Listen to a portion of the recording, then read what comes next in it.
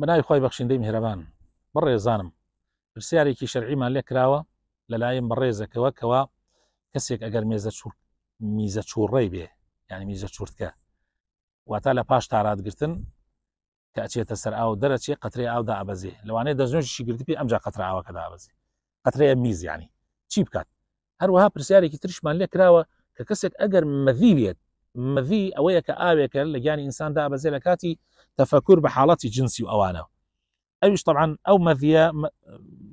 دەستنوێژ ئەشکێنێ لەش گران ناکات لەش گران ناکات کەسێک ئەگەرم حاڵەتانەی هاتەوە چی بکات طبعا خۆشەویستەکانم ئەگەر کەسی حاڵەتێکی لەو شێوەی بوو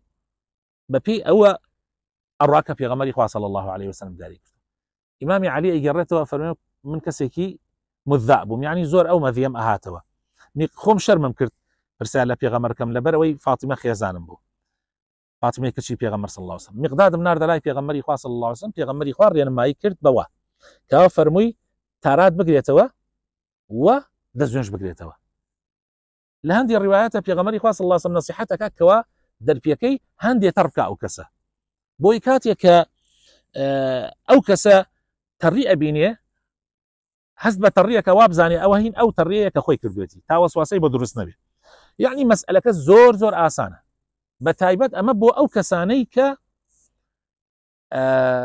یعنی بۆ ئەو کەسانەی کە بە بەردەوامی ئەم حاڵەتیان هەیە تەواو یەک جار لەسەرێتی بڕات تارات بگرێ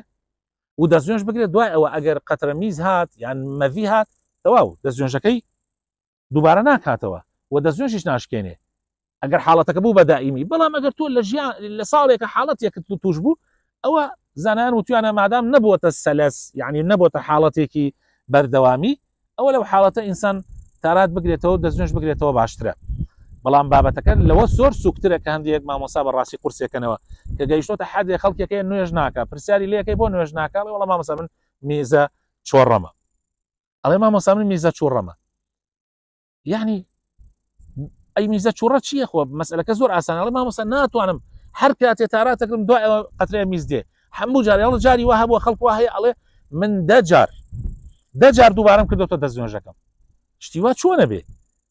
هیچ پێویست بەوە ناکە. خۆشەویستەکانم هەر وەکو خەڵکی اعتیادی یەک جار تاراتەگری و دەستنوێژ ئەگریت و تەواو ئەگەر کرات دەرپێکەت زۆریش تەڕی مەکە بەڵکو هەر قەترەیەک یعنی ئاوی لێدا لەبەر ئەوەی وەسوەسەت بۆ نەمێنێتەوە. بیرم دێ من لە ساڵی 92 لە کەرار فەقێ بووین ئەو مزگەوتەی کە تایە فەقێ بووین نوێژی چێشتەنگامان ئەکرد ئێمە ئەم جار ڕۆینە ناو دەرسەکەەوە. لەو کاتە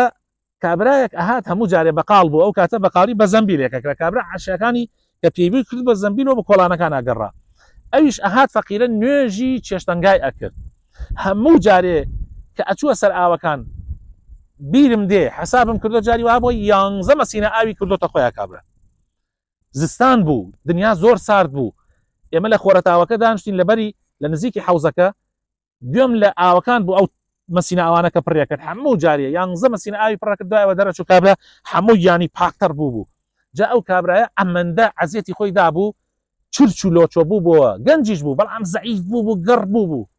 ئیسلام کەی داوای ئەوە لە ئێمە کردووە ئیسلام کەی تەکلیفی ئەوەی لە ئێمە کردووە کە ئێمە وا بە خۆمان بکەین. ئەم ئاینی پیرۆزەی ئیسلامە ئاینی ئاسانکاریە يريد الله بكم اليسر ولا يريد بكم العسر وما جعل عليكم في الدين من حرج. ئاینی ئیسلام ئاینی ئاسانکاریە نەقورسکاری ئاینی ئیحراجی و حەرج نییە. تکام لە مامۆسایان وایە بار لەسەر خەڵکی قورس نەکەن یعنی نابێت ئەگەر ئەو مامۆسایەتەوە ئەم بارە قورسەکە لەسەر خەڵکی خۆی وابێ لەوانەیە نەتوانێت ئیتر بەردەوام بێ لەسەر دەستنوێژکردن. لەبەرەوە نەسیحەتی من بۆ هەموو برایەک بۆ هەموو بەڕێزیەک کە حاڵەتێکی لەو شێوەی هەیە تەواو یەک جار وەکو خەڵکی تر تارات بگرە دەستنوێژ بگرە و نوێژەکەت بکە و هیچ خۆت تووشی وەسوەسە مەکە و خوای تەعالا لە گوناحی هەموو لایەکمان خۆش ببێ.